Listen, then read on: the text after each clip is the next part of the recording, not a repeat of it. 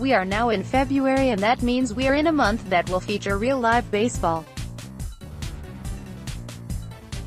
Spring training camps open across Arizona and Florida in about a week and a half, and in 3 weeks Cactus League and Grapefruit Leagues will begin. Hooray for that. This offseason has been a bore. At the moment, 13 of our top 50 free agents remain unsigned, including the top 2, 3 of the top 7, and 6 of the top 20. We're going to keep track of the day's hot stove rumblings right here in this handy post. Make sure you check back often for updates throughout the day. Padres meet with Harper. View profile as expected. The Padres did indeed meet face-to-face with Bryce Harper on Thursday night. Kevin Ace of the San Diego Union-Tribune says general partner Peter Seidler, GM AJ Preller and manager Andy Green met with Harper in his native Las Vegas. Here's more from ACE. Sources earlier in the day characterized the foray as something of extended due diligence. But a source familiar with what happened Thursday night said the Padres were extremely prepared and seemed sincere about wooing the 26-year-old Harper. The Padres are said to be seeking a meeting with Manny Machado as well.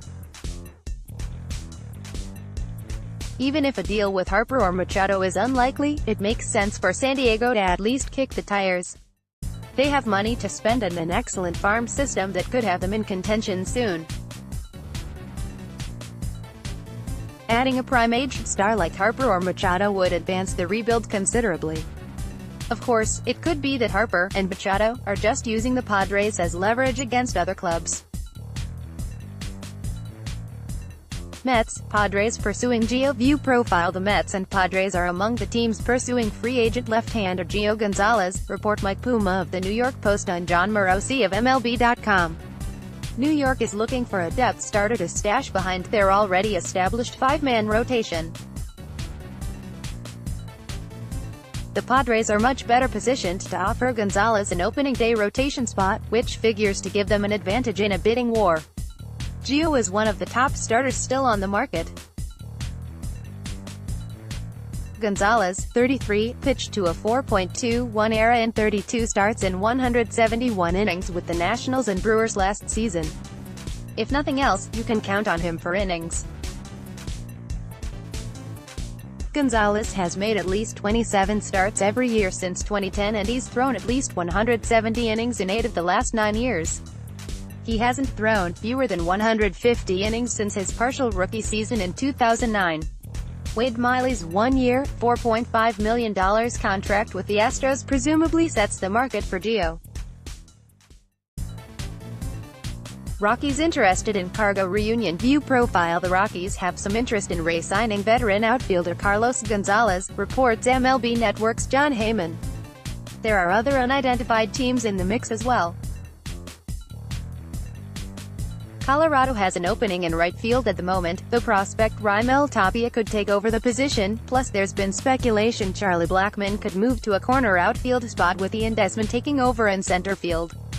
Gonzalez, 33, authored a .276, .329, .467 batting line with 32 doubles and 16 home runs for the Rockies last season. He was a free agent last winter as well, and it wasn't until March 12 that he returned to Colorado on a one-year contract worth $5 million. Cargo is likely looking at a similar contract this offseason. Curtis Granderson and Adam Jones stand out as potential likely one-year contract free agent outfield alternatives. Was looking at Madsen, other relievers. View profile. According to MLB Network's Jon Heyman, the Twins are looking to add bullpen help with veteran righty Ryan Madsen among their targets. Madsen, even at age 38, sat in the mid to upper 90s last season and paired it with his trademark knockout changeup.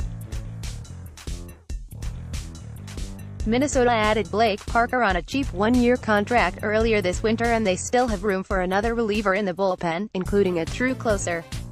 Right now Parker or Trevor May are likely to get save chances.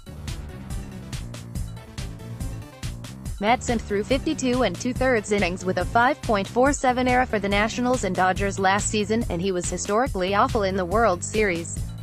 That said, he is 1 year removed from a 1.83 ERA in 59 innings, and his stuff is still plenty good. The cost will not be exorbitant. Sean Kelly's one-year, $2.5 million deal with the Rangers is probably Madsen's contract upside, and there's a decent chance he rebounds in 2019. Madsen is one of the top relievers still on the market. Is considering Wieters' view profile with Jonathan Lucroy having signed with the Angels. The Athletics are now considering free agent backstop Matt Wieters, reports MLB Network's John Heyman. Oakland to try to re-sign Lucroy, though the two sides were said to be far apart on money. At the moment, the A's are tentatively scheduled to go into the season with Josh Phegley and Chris Herman behind the plate, as they wait for catching prospect Sean Murphy to arrive. Wieters, 32, hit .238, .330, .374 with 8 home runs in 76 games for the Nationals last season. He never lived up to the hype that came with being baseball's top prospect a few years ago, but Wieters did have a little run as a solid everyday catcher before injuries set in. Martin Maldonado stands out as the best available free agent catcher at the moment. Devin Mesoraco and Nick Hundley are available as well. Reds in talks with Duke. View profile. The Reds are in serious discussions with free agent southpaw Zach Duke, reports C. Trent Rosecrans of The Athletic. Cincinnati has been very active this winter, but all their moves have been trades. They've yet to sign a major league free agent. The Reds added Sonny Gray, Tanner Roark, Alex Wood, Josiel Puig, and Matt Kemp by dipping into their farm system and trading prospects. Give them credit for trying to improve. Not many teams are doing that these days. Duke, 35, is one of the few true left-on-left specialists still in baseball. He had a 4.15 ERA in 52 innings for the Twins and Mariners last season, and held lefties to a .220, .283, .319 batting line.